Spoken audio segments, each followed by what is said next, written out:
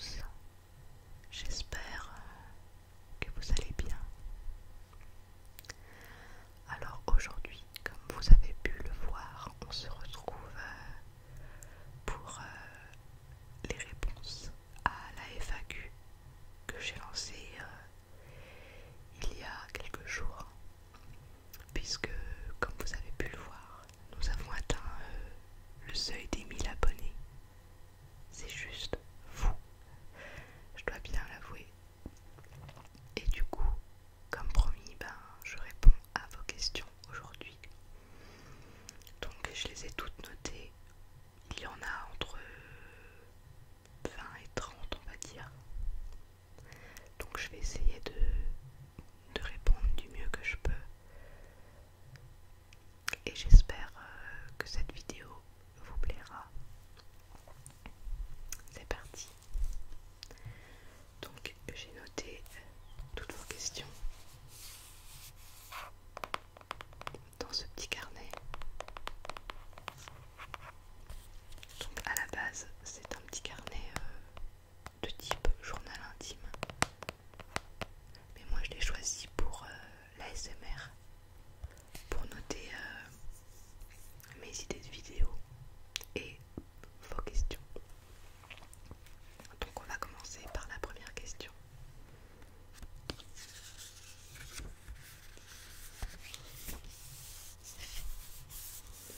Alors, quand vas-tu nous montrer ton visage? Donc, j'ai remarqué que c'est une question qui vient souvent sous les vidéos ASMR. Et pour l'instant, ce n'est pas dans mes projets de montrer mon visage. Tout simplement parce que je pense qu'il n'y a pas grand intérêt à montrer mon visage. Et que la vidéo ASMR en soi ne nécessite pas de montrer son visage. Puis pendant mes vidéos, généralement je suis assez concentrée, donc je fais des têtes très étranges. Et je pense que du coup ça n'apporte absolument rien à la vidéo. Parce que j'ai le regard un peu dans le vague. Je regarde l'ordinateur pour voir si les sons ne sont pas trop forts.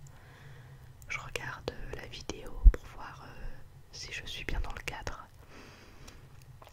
Donc voilà, je ne compte pas pour l'instant montrer mon visage parce que ça n'a pas grand intérêt.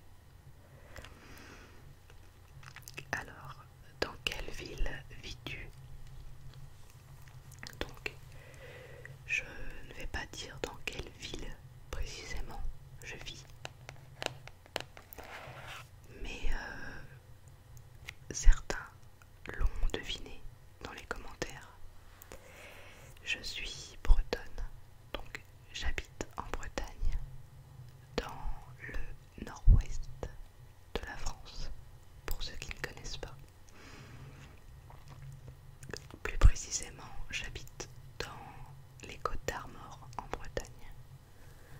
Donc voilà, je ne dirai pas plus précisément où j'habite parce que je ne vois pas non plus l'intérêt de le dire.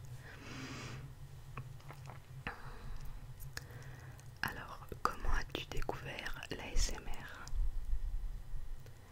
Alors, j'ai découvert l'ASMR, plutôt j'ai découvert les sensations quand j'étais beaucoup plus petite. J'étais encore en primaire et je me rappelle que quand j'étais en classe, j'étais à côté d'une fille qui avait de très jolies mains et qui les hydratait tout le temps avec de la crème. Et quand elle écrivait, elle faisait des mouvements des mains très doux. Et j'ai remarqué que ça me faisait des petits fourmillements derrière la tête. Et je trouvais ça, c'était très agréable. Mais je ne savais pas du tout d'où ça venait. Et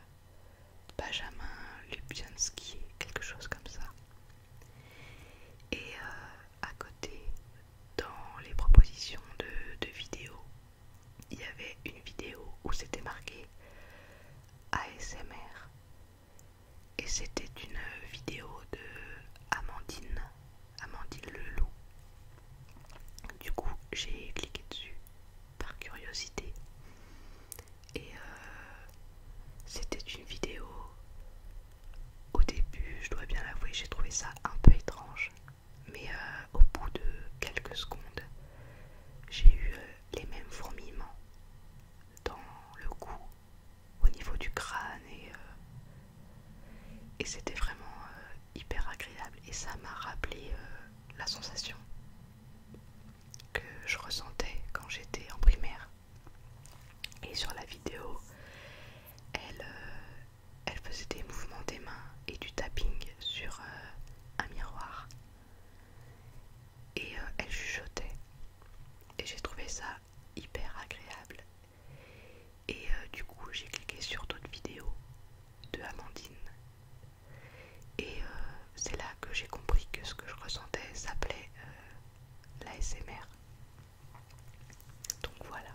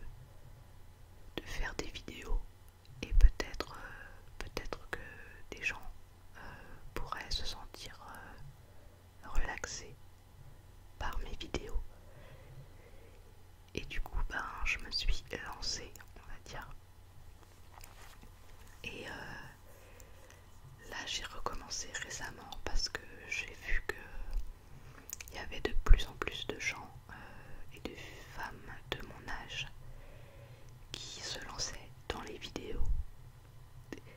Et ça m'a vraiment donné envie de moi aussi le faire. Donc, que fais-tu dans la vie? Alors, dans la vie, je suis étudiante. Je suis étudiante en licence de droit. Je suis cette année en dernière année de licence de droit.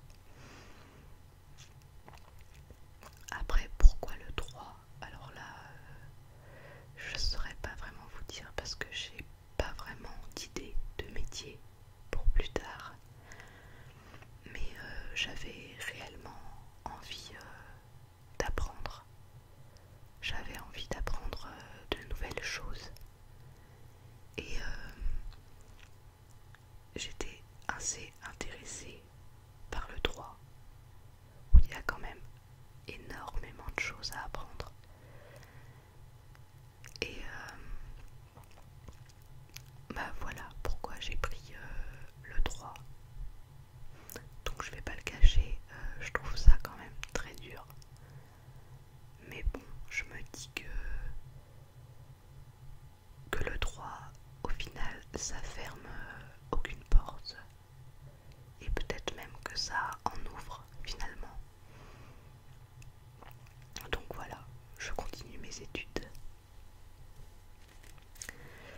Quel style de musique écoutes-tu? Alors, c'est une bonne question parce que en fait, je n'ai pas de style de musique. J'écoute, je pense que j'écoute vraiment de tout, si ce n'est de l'électro que j'écoute pas. Mais sinon, j'aime vraiment tous les styles de musique. Et je suis même très penchée, on va dire, sur la variété. Donc c'est la variété française ou alors juste les vieilles chansons en fait. Du type Claude François, Bob Dylan, Michel Polnareff. Il y a plein d'artistes que j'aime bien. Je saurais pas vraiment définir ce que j'aime. Il y a le rock, j'aime beaucoup le rock. J'aime certains rap aussi, j'aime.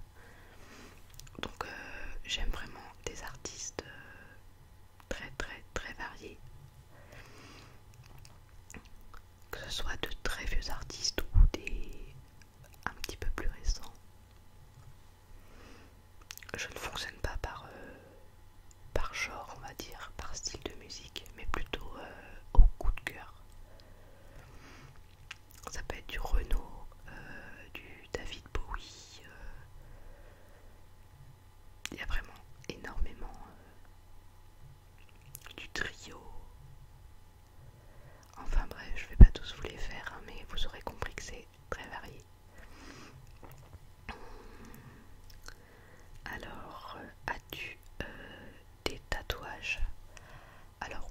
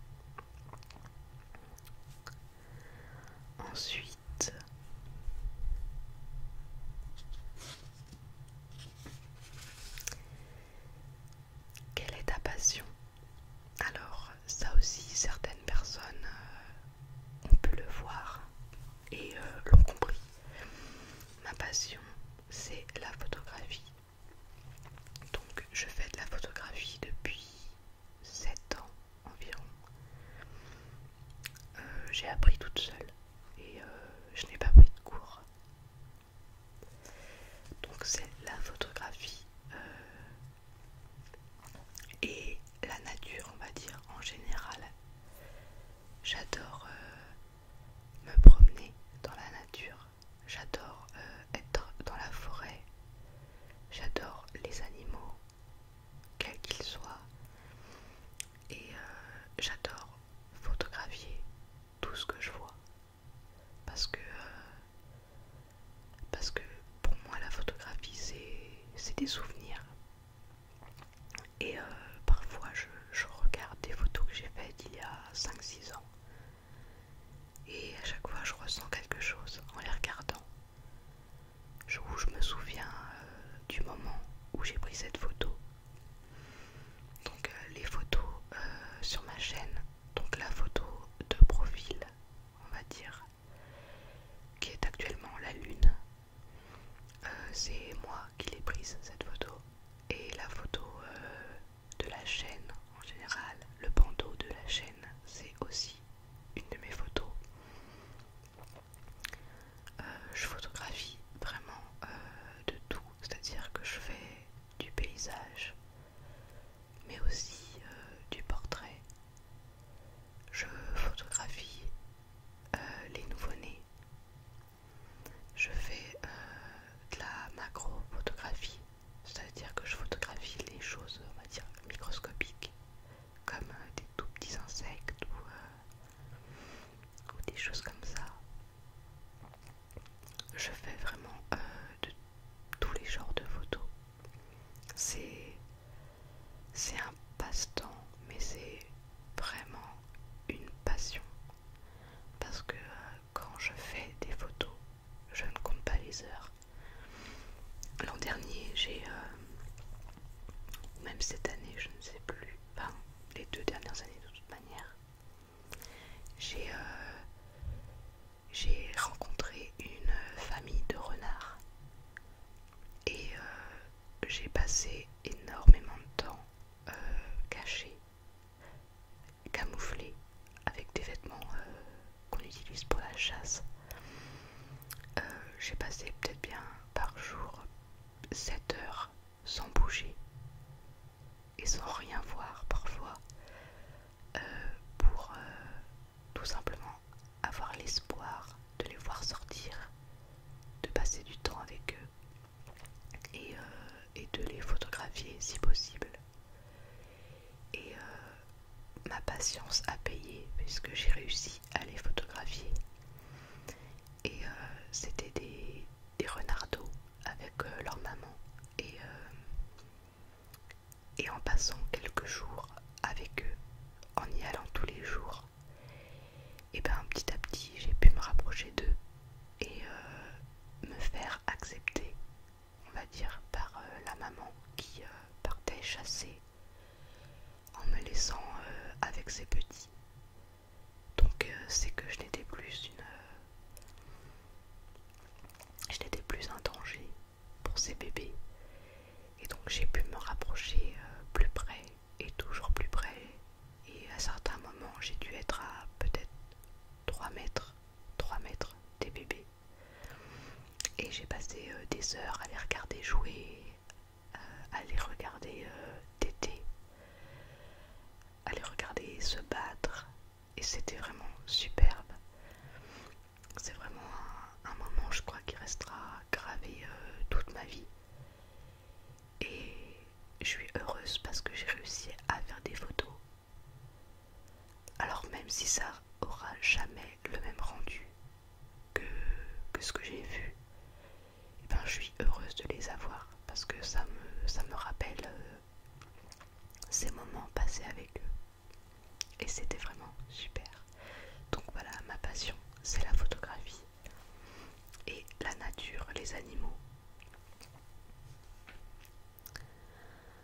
Alors, parles-tu d'autres langues? On va dire, je parle le français, c'est déjà pas mal. Je parle un petit peu anglais, mais c'est vraiment pas très... Je suis pas bilingue.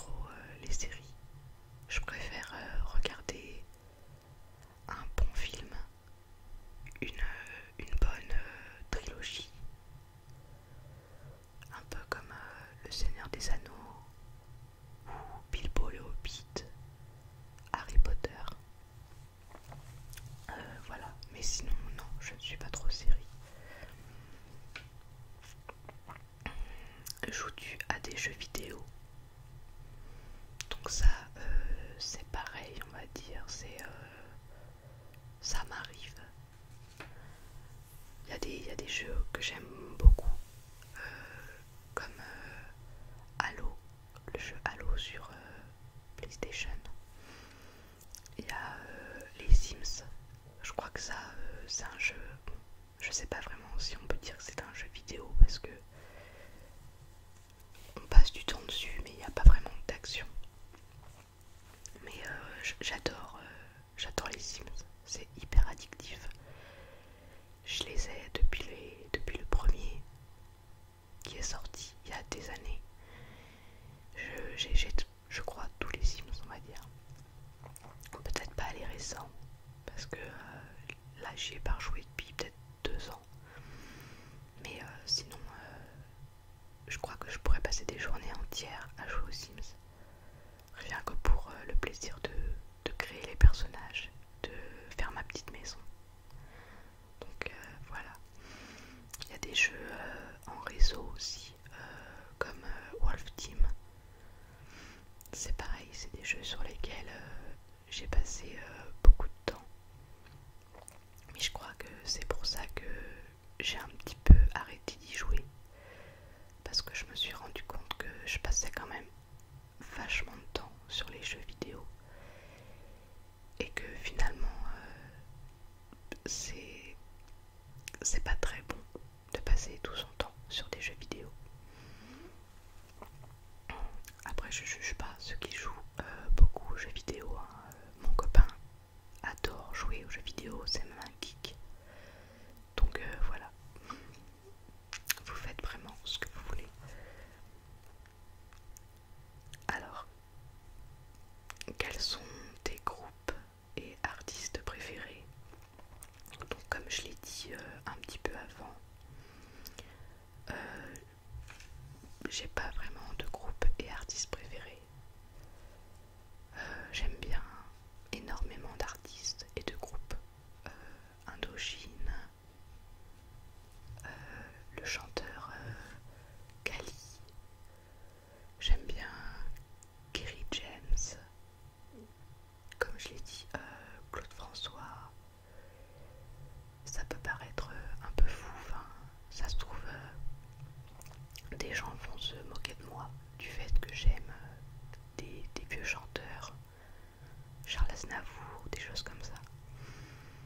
Mais bon, ce sont mes goûts, hein, donc je ne demande pas qu'ils soient les vôtres. Mais c'est vrai que j'ai pas vraiment de groupe ou d'artiste préféré. Ça fonctionne vraiment au coup de cœur. Alors, Alors, il y a quelqu'un qui m'a posé une question que je trouvais assez philosophique et que finalement, je ne sais pas vraiment comment y répondre. Donc, je vais dire ce que je pense de cette question. Mais après, je pense qu'il y a énormément de manières d'y répondre. C'est quelle est ta définition de la vie? Alors, en général, pour moi, donc je dis bien c'est pour moi, c'est ma façon d'y répondre. Et je peux comprendre que cette vision des choses ne soit pas forcément partagée. Et comme je vous l'ai dit, alors déjà moi je considère que l'homme, l'être humain, est au même rang que l'animal. Donc déjà, je sais que ça peut choquer certaines personnes. Mais pour moi, je pense que la vie, en général, c'est un tout. Et que l'homme n'est pas supérieur à l'animal. Il est dans la chaîne alimentaire, certes. C'est un gros prédateur, et peut-être le plus gros des prédateurs pour ma part. Mais pour moi, à l'intérieur, la vie animale et la vie d'un être humain ne devraient pas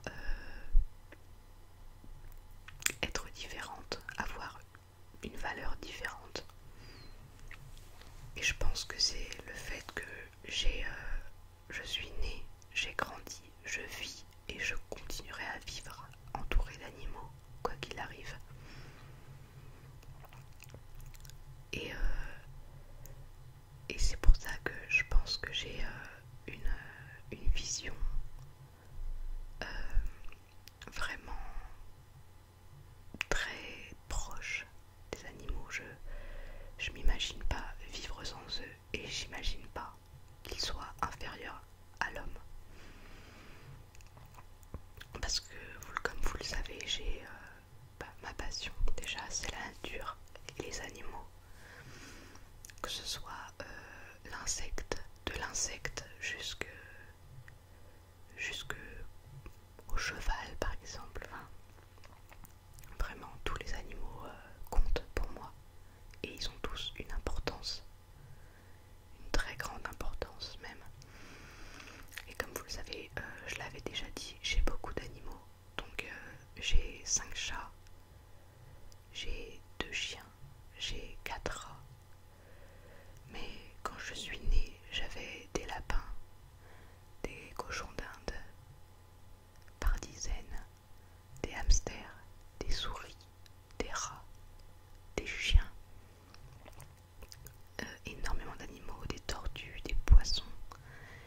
Et j'ai appris à marcher entourée de chiens, par exemple. Et du coup, pour moi, ils font partie de ma famille.